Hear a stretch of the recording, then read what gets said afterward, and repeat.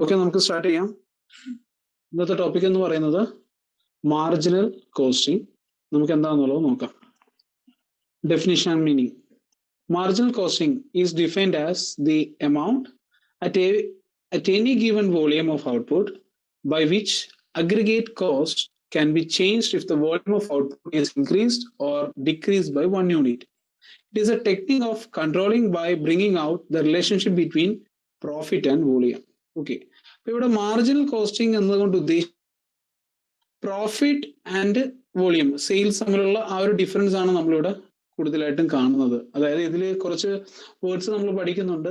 Sales, variable cost, fixed cost, contribution and profit. Okay, അപ്പോൾ ഇതൊക്കെ ഈ മാർജിനൽ കോസ്റ്റിംഗ് എന്നുള്ള ടോപ്പിക്കിനകത്ത് വരുന്ന ഒരു കാര്യമാണ്. ഇനി മാർജിനൽ കോസ്റ്റിംഗ് എന്താണെന്നുള്ളത് നോക്കാം.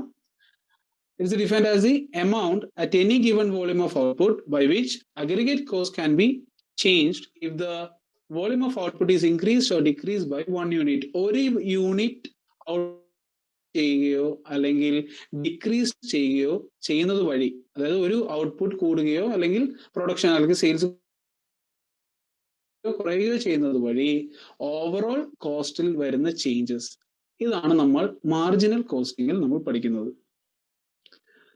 The concept of marginal costing is variable costing because it is on the behavior of costs that vary with the volume of output. ഇനി നമ്മൾ ഇതിൽ കാണുന്ന പ്രധാനപ്പെട്ട നമ്മൾ കാണുന്ന ഒരു കാര്യമാണ് variable costing. Variable cost, fixed cost, ഇങ്ങനെ രണ്ട് കോസ്റ്റ് ഉണ്ട്. സോ ഇതിൽ വേരിയബിൾ കോസ്റ്റിന്റെ ചേഞ്ചസ് ആണ് കൂടുതൽ മാർജിനൽ കോസ്റ്റിംഗിൽ നമ്മൾ പഠിക്കുന്നത്. ഓക്കെ, ദാറ്റ് മീൻസ് ഫിക്സഡ് കോസ്റ്റിന്റെ ചേഞ്ചസ് അല്ല ഇവിടെ വരുന്നത്. അവിടെ ഫിക്സഡ് കോസ്റ്റിന് ചേഞ്ചസ് ഉണ്ടാവുന്നില്ല.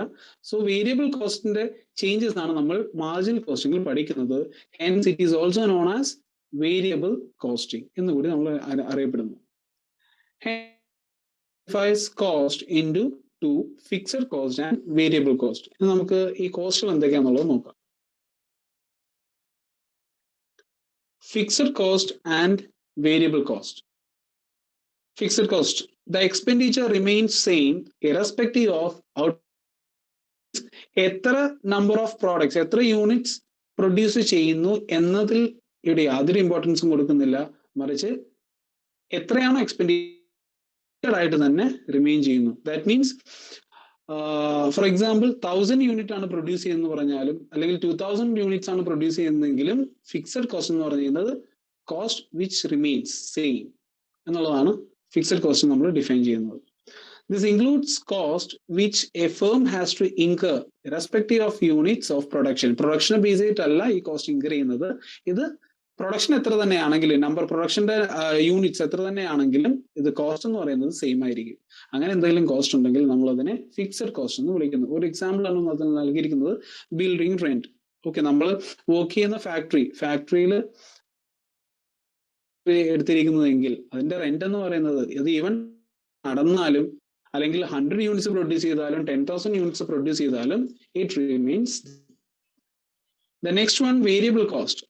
As the name suggests, variable cost varies directly with output. Output അനുസരിച്ചാണ് ഇവിടെ വേരി ചെയ്യുന്നത്. ദാറ്റ് മീൻസ് 100 യൂണിറ്റ്സ്, അതായത് പെർ യൂണിറ്റ് ഫിക്സഡ് ആയിരിക്കും. അതിൽ പ്രധാനപ്പെട്ട നമ്മൾ മനസ്സിലാക്കേണ്ട കാര്യം ഫിക്സഡ് കോസ്റ്റ് ഓവറോൾ കോസ്റ്റ് ആണ് ഫിക്സഡ്. വേരിയബിൾ കോസ്റ്റ് എന്ന് പറയുന്നത് units, that means overall variable cost എന്ന് പറയുന്നത് ചേഞ്ച് ചെയ്തുകൊണ്ടേയിരിക്കും വിത്ത് ഔട്ട്പുട്ട്. ഔട്ട്പുട്ട് എത്രയാണോ, ഔട്ട്പുട്ട് 100 ആണെങ്കിൽ അതനുസരിച്ച് അതിനൊരു കോസ്റ്റ് ഉണ്ടായിരിക്കും. 10,000 ആണ് ഔട്ട്പുട്ട് എങ്കിൽ അതിനും കോസ്റ്റ് ഡിഫറെന്റ് ആയിരിക്കും. ഇവിടെ നമുക്ക് സിമ്പിൾ ആയിട്ട് പറയാവുന്ന ഒരു കാര്യം പെർ യൂണിറ്റ് കോസ്റ്റ് സെയിം ആയിരിക്കും. ഫോർ എക്സാമ്പിൾ, ഒരു യൂണിറ്റ് പ്രൊഡ്യൂസ് ചെയ്യാനായിട്ട് വരുന്ന ഒരു വേരിയബിൾ കോസ്റ്റ് മീൻ 100 യൂണിറ്റ്സ് ആണെങ്കിൽ 100 into 200, 10,000 ആണെങ്കിൽ 10,000 into 20,000. Okay, for example cost of raw materials, labour, ഇതെല്ലാം വേരിയബിൾ കോസ്റ്റ് ആയിട്ടാണ് നമ്മൾ ഇതിൽ കൺസിഡർ ചെയ്യുന്നത്. ഇനി ഇതുമായിട്ട് ബന്ധപ്പെട്ട് വരുന്ന പ്രധാന കോൺട്രിബ്യൂഷൻ എന്താന്നുള്ളത്.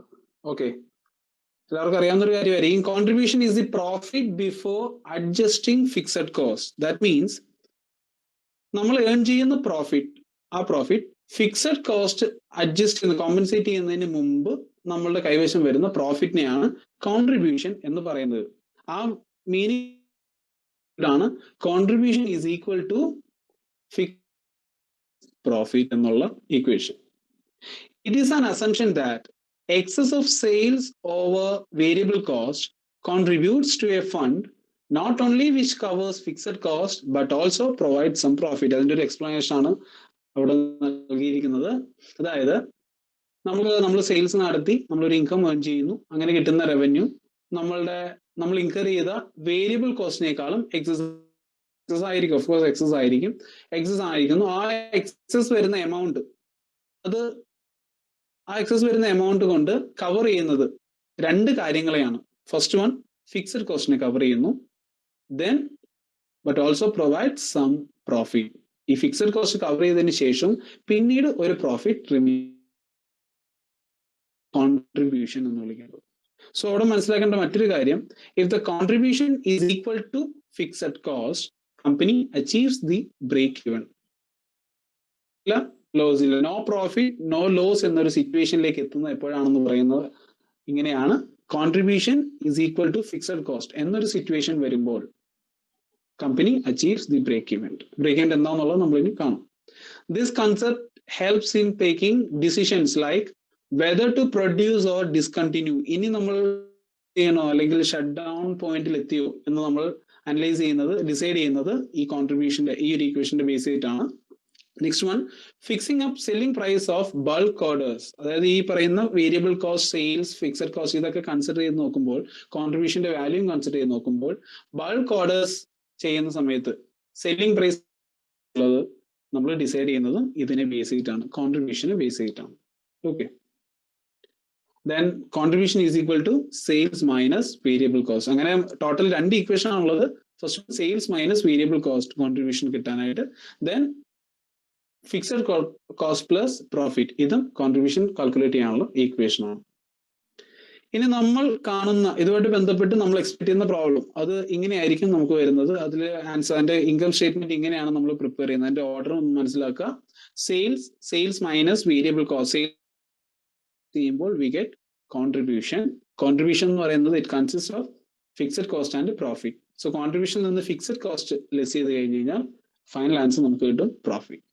ഓക്കെ, ഇത് ഈ ഒരൊറ്റ സ്റ്റേറ്റ്മെന്റിൽ തന്നെ ആ പറഞ്ഞ രണ്ട് ഈക്വേഷനും ക്ലിയർ ആയിരിക്കും. ഇനി നമ്മൾ ഇതുമായിട്ട് ബന്ധപ്പെട്ട് രണ്ട് കുറച്ച് റേഷ്യോസും കാര്യങ്ങളും നമ്മൾ കാണുന്നുണ്ട്. നമുക്ക് അത് എന്തൊക്കെയാണെന്ന് നോക്കാം. First one, PV ratio, profit volume ratio. It is popularly known as PV ratio, relationship between contribution and sales. നമ്മൾ നേരത്തെ കണ്ട കോൺട്രിബ്യൂഷനും സെയിൽസും തമ്മിലുള്ള റേഷ്യോ. ദാറ്റ് മീൻസ് നമ്മളുടെ ഓവറോൾ നമ്മൾ അച്ചീവ് ചെയ്ത സെയിൽസിന്റെ എത്ര പെർസെൻറ്റേജ് ആണ് കോൺട്രിബ്യൂഷൻ. ഓക്കെ, ആ റേഷ്യോ ആണ് PV റേഷ്യോ ആയിട്ട് കാണുന്നത്. It's equal to contribution divide by sales into 100. Next one, break even point എന്താണെന്നുള്ളൊരു കാര്യമാണ് നമ്മൾ പറയുന്നത്. നമ്മൾ നേരത്തെ കണ്ടിരുന്നു, when contribution is equal to fixed cost, it's a stage of break even എന്ന് നമ്മൾ നേരത്തെ കണ്ടിരുന്നു. It is that stage where firm is making no profit no loss. അതായത് ഒരു ഫേം പ്രോഫിറ്റും ഇല്ല ലോസും ഇല്ല. ഓക്കെ, ഓവറോൾ അവരെ ഏൺ ചെയ്ത ഇൻകം റവന്യൂ എന്ന് പറയുന്നത് it's equal to the overall cost എന്നാണെങ്കിൽ ആ സിറ്റുവേഷനെയാണ് ബ്രേക്ക് ഇവൻ പോയിന്റ് എന്ന് വിളിക്കുന്നത്. Then total sales revenue is equal to total cost incurred. That means cost incurred, അതിനകത്ത് fixed cost plus variable cost എന്നുള്ളതാണ് ആ ഒരു ഇക്വേഷൻ. ദാറ്റ് മീൻസ് അവിടെ പ്രോഫിറ്റ് ഇല്ല ലോസും ഇല്ല. കാണാനുള്ള ഈക്വേഷൻ രണ്ട് രീതിയിലാണ് നമ്മളത് കാണാനുള്ള ഈക്വേഷൻ പറയുന്നത്. ഒന്ന്, ഇൻ യൂണിറ്റ്സ്. ബ്രേക്ക് ഇവൻ പോയിന്റിൽ, അതായത് പ്രൊഡക്ഷന്റെ നമ്പർ ഓഫ് എത്ര യൂണിറ്റ്സ് പ്രൊഡ്യൂസ് ഈവൻ പോയിന്റിൽ എത്തുക, നോ പ്രോഫിറ്റ് നോ ലോസ് എന്നുള്ള സ്റ്റേജിൽ എത്തുക എന്ന് പറയുന്ന ആ യൂണിറ്റ്സിൽ പറയുന്നതിന് ഒരു that is total fixed cost divided by contribution per unit. ഇതാണ് യൂണിറ്റിൽ കാൽക്കുലേറ്റ് ചെയ്യുന്നതിന്റെ ഈക്വേഷൻസ്. ഈ ഈക്വേഷൻസ് ഒക്കെയാണ് നമുക്ക് ഇതിൽ നിന്ന് മാർജിനൽ കോസ്റ്റിംഗ് എന്നുള്ള ടോപ്പിക്കിൽ നിന്ന് നമ്മൾ എക്സ്പെക്ട് ചെയ്യുന്ന ക്വസ്റ്റ്യൻസ് ഇതെല്ലാം ഈ ഈക്വേഷൻസ് ആണ്. ഈ ഈക്വേഷനെ ബേസ് ചെയ്തിട്ടുള്ള ചെറിയ ചെറിയ കാൽക്കുലേഷൻസ് ആയിരിക്കും. Okay, next one, break even point rupees. That means എത്ര വാല്യൂ റുപ്പീസിലാണ് നമ്മൾ ഇനി പറയുന്നത്. നേരത്തെ പറഞ്ഞ യൂണിറ്റ്സിലാണ്, ഇനി നമ്മൾ എത്ര റുപ്പീസ് വാല്യൂലാണ് നമ്മൾ ഇനി പറയുന്നത്. So break even point is equal to divided by PV ratio. നേരത്തെ നമ്മൾ പറഞ്ഞ PV ratio, that means ratio between the sales and contribution into 100. Okay, so break-even point money value expressing the equation total fixed cost divided by PV ratio into 100. ഇനി നമ്മൾ ഇതുമായിട്ട് ബന്ധപ്പെട്ട് കാണുന്ന മറ്റൊരു പ്രധാനപ്പെട്ട ഒരു ടോപ്പിക്കാണ് margin of safety. Okay, it is the actual sales over and above the break even sales. നമ്മൾ നേരത്തെ പറഞ്ഞ break even sales, that means എത്ര യൂണിറ്റ്സ് സെല് ചെയ്യുമ്പോഴാണ് നമുക്ക് നോ പ്രോഫിറ്റ് നോ ലോസ് എന്ന സ്റ്റേജ് എത്തുന്നത്, അതാണ് break even sales. Okay, so ആ ബ്രേക്ക് ഈവൻ സെയിൽസിന് ശേഷം പിന്നീട് എന്തെങ്കിലും സെയിൽസ് സംഭവിക്കുന്നുണ്ടെങ്കിൽ, ആക്ച്വൽ സെയിൽസ് എന്ന് പറയുന്നത് ബ്രേക്ക് ഈവൻ സെയിൽസിനേക്കാളും കുറച്ചുകൂടി ഹയർ ആണെങ്കിൽ ആ ഒരു ഡിഫറൻസ് ആണ് മാർജിൻ ഓഫ് സേഫ്റ്റി എന്ന് പറഞ്ഞ് വിളിക്കുന്നത്. Thus, it is a difference between the actual and break-even sales. അതായത് ബ്രേക്ക് ഈവൻ സെയിൽസിനേക്കാളും ഹയർ ആണ് ആക്ച്വൽ സെയിൽസ് എങ്കിൽ ആ ഹയർ പോർഷൻ, ആ എക്സസ് പോർഷൻ ആണ് മാർജിൻ ഓഫ് സേഫ്റ്റി. അതിന്റെ ഈക്വേഷൻ അത് തന്നെയാണ്, ആ ഡെഫിനിഷൻ പറയുന്നത് തന്നെയാണ് അതിന്റെ equation. Margin of safety is equal to actual sales minus break even sales.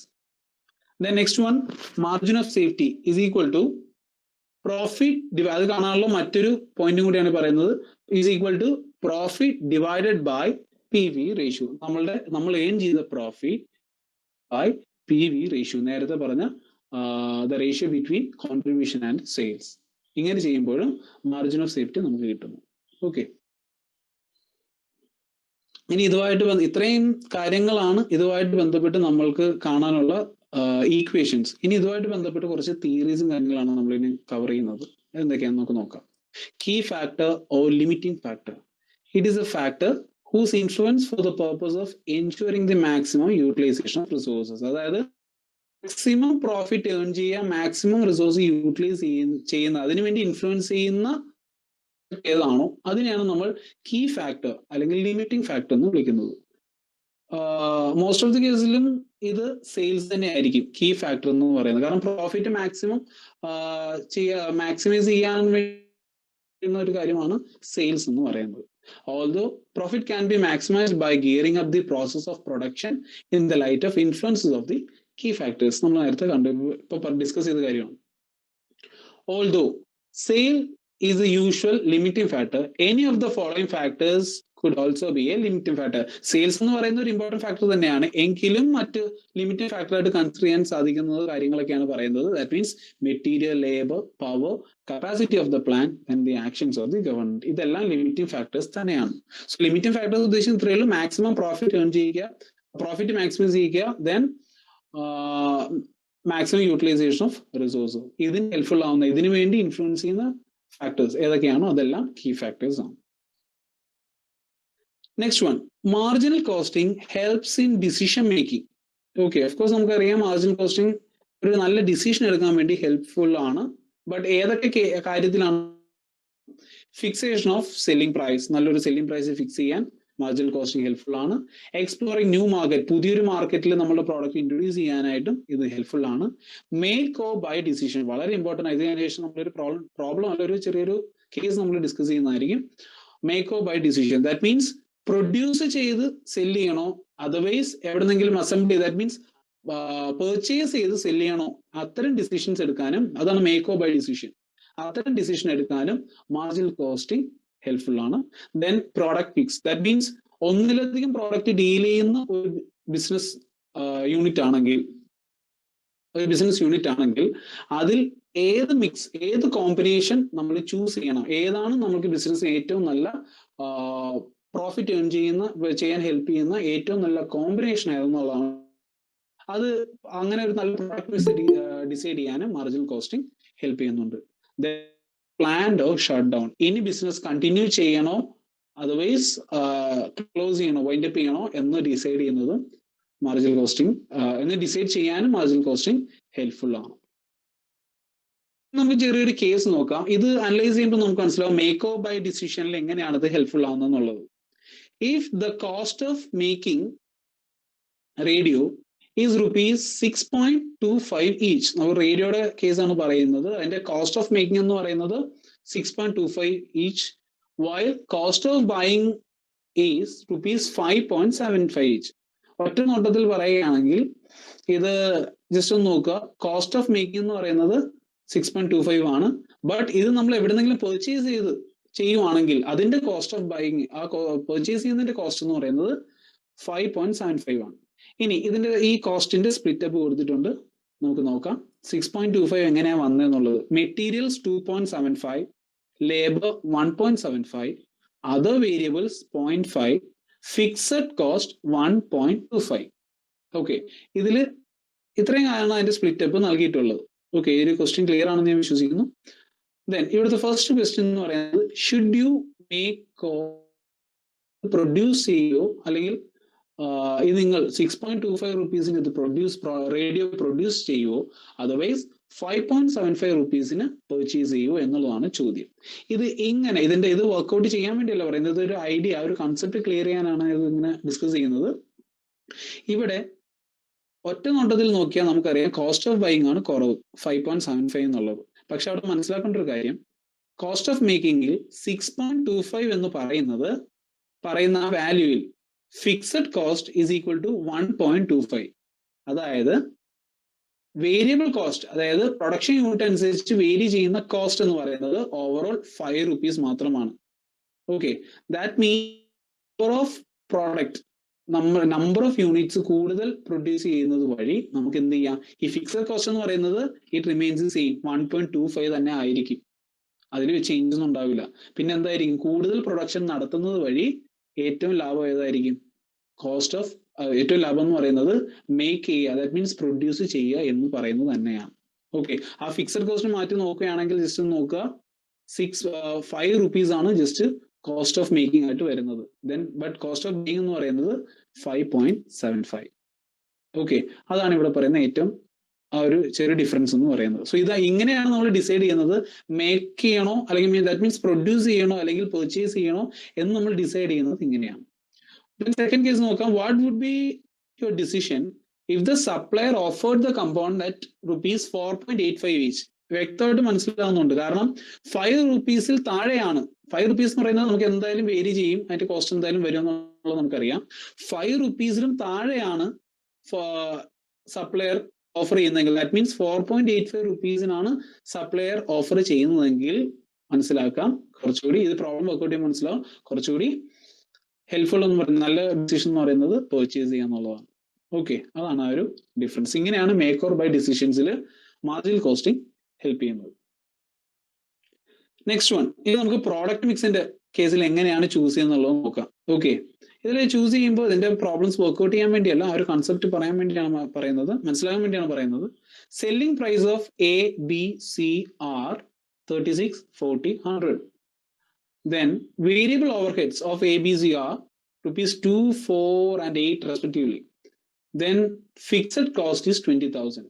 Okay, ഇനി ക്വസ്റ്റ്യനിൽ പറയുന്നത് ഇതിൽ ഏതാണ് ബെസ്റ്റ് പ്രോഡക്റ്റ് മിക്സ് എന്നുള്ളതാണ്. ഓക്കെ, അതിൽ നമുക്ക് മനസ്സിലാക്കേണ്ട കാര്യം നേരത്തെ പറഞ്ഞ പോലെ തന്നെ, അതായത് നമ്മൾ നേരത്തെ കണ്ട മാർജിനൽ കോസ്റ്റിംഗിന്റെ ആ ഒരു ഇൻകം സ്റ്റേറ്റ്മെന്റ്, ആ സ്റ്റേറ്റ്മെന്റ് ഓരോ പ്രോഡക്റ്റിനും അതേപോലെ തന്നെ നിങ്ങളത് ആണെങ്കിൽ മനസ്സിലാവും ഇതിൽ ഏതാണ് നല്ലതെന്നുള്ളത്. ഓക്കെ, നമ്മൾ ഒറ്റ നോട്ടത്തിൽ നോക്കുമ്പോഴേക്കും ചിലപ്പോൾ അങ്ങനെ കിട്ടില്ല, ബട്ട് ആ പ്രോബ്ലം വർക്ക്ഔട്ട് ചെയ്യുക, അതായത് നേരത്തെ പറഞ്ഞ പോലെ തന്നെ sales minus variable cost, then variable cost deduct ചെയ്യുമ്പോഴേക്കും കോൺട്രിബ്യൂഷൻ കിട്ടുന്നു, കോൺട്രിബ്യൂഷൻ നിന്ന് ഫിക്സഡ് കോസ്റ്റ് ഡിഡക്ട് ചെയ്യുമ്പോൾ പ്രോഫിറ്റ് കിട്ടുന്നു. ഓക്കെ, അത് ഈ നമ്പർ ഓഫ് യൂണിറ്റ്സ് വെച്ച് നമ്മൾ ഡിസൈഡ് ചെയ്ത് നോക്കുമ്പോഴേക്കും നമുക്ക് ആ ഡിഫറൻസ് മനസ്സിലാവും. ഓക്കെ, ഇങ്ങനെയാണ്. സോ അതിൽ നമുക്ക് മനസ്സിലാക്കാം, അവർ തന്നിരിക്കുന്ന ഓപ്ഷൻസ് ഇതൊക്കെയാണ്. 2000 units of product A and C, അതൊരു കോമ്പിനേഷൻ. ദെൻ പ്രോഡക്റ്റ് B മാത്രം 4000 യൂണിറ്റ് പ്രൊഡ്യൂസ് ചെയ്യുന്നു. Product A 1000 unit, product B 2000 unit, product C 1600 units.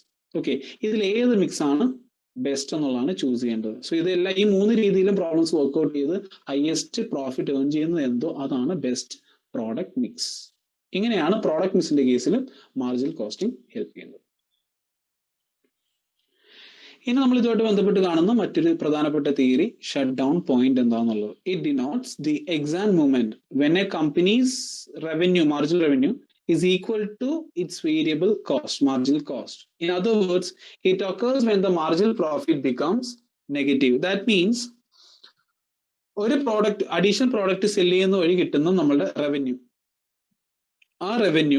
ആ മാർജിനൽ റവന്യൂ അതും ദെൻ ആ ഒരു അഡീഷണൽ പ്രോഡക്റ്റ് പ്രൊഡ്യൂസ് ചെയ്യുന്നതിന് വേണ്ടി നമ്മൾക്ക് ഇൻക്വയറി ചെയ്യേണ്ടി വന്ന കോസ്റ്റ്, ഇത് രണ്ടും ഈക്വൽ ആണെങ്കിൽ നമുക്ക് പറയാം അതൊരു ഷട്ട് ഡൗൺ പോയിന്റ് ആണെന്നുള്ളത്. ബിക്കോസ് അഡീഷണൽ ഓരോ പ്രോഡക്റ്റ് പ്രൊഡ്യൂസ് ചെയ്യുന്നത് കൊണ്ട് നമുക്ക് യാതൊരുവിധ പ്രോഫിറ്റും കിട്ടുന്നില്ല. ഓക്കെ, അതല്ലെങ്കിൽ മറ്റൊരു ഇൻ അതർ വേർഡ്സ് എന്ന് പറഞ്ഞ് മറ്റൊരു ഡെഫിനിഷൻ പറയുന്നത് it occurs when the marginal profit becomes negative. Marginal profit, additional profit ചെയ്യുമ്പോൾ നമുക്ക് എന്താണ് ശരിക്കും കിട്ടേണ്ടത്? അഡീഷണൽ പ്രോഫിറ്റ്, കുറച്ചുകൂടി ഹയർ പ്രോഫിറ്റ് ആണ് നമ്മൾ എക്സ്പെക്ട് ചെയ്യുന്നത്. ബട്ട് ആ മാർജിനൽ പ്രോഫിറ്റ് നെഗറ്റീവ് ആയി മാറുകയാണെങ്കിൽ ദാറ്റ് മീൻസ് നമ്മുടെ ബിസിനസ് യൂണിറ്റ് ഷട്ട് ഡൗൺ പോയിന്റിൽ എത്തി എന്നുള്ളതാണ് എൻ്റെ അർത്ഥം. ഓക്കെ, നെക്സ്റ്റ് വൺ, ഇനി ഇതുമായിട്ട് ബന്ധപ്പെട്ട കുറച്ച് തിയറീസും കാര്യങ്ങളൊക്കെയാണ് വരെ വരുന്നത്. Customer relationship management CRM. Okay, ഇത് കോസ്റ്റ്, ഐ മീൻ മാർജിനൽ കോസ്റ്റിംഗുമായിട്ട് ബന്ധപ്പെട്ടതല്ല. ഓക്കെ, ഇതുമായിട്ട് ഈ ഒരു ഏരിയയിൽ കവർ ചെയ്യുന്ന ടോപ്പിക്കുകളാണ്. കസ്റ്റമർ റിലേഷൻഷിപ്പ് മാനേജ്മെന്റ്, ആ വേർഡിൽ തന്നെ ഉണ്ട് കസ്റ്റമർ റിലേഷൻഷിപ്പ്, അതിനാണ് കൂടുതൽ ഫോക്കസ് നൽകിയിരിക്കുന്നത്.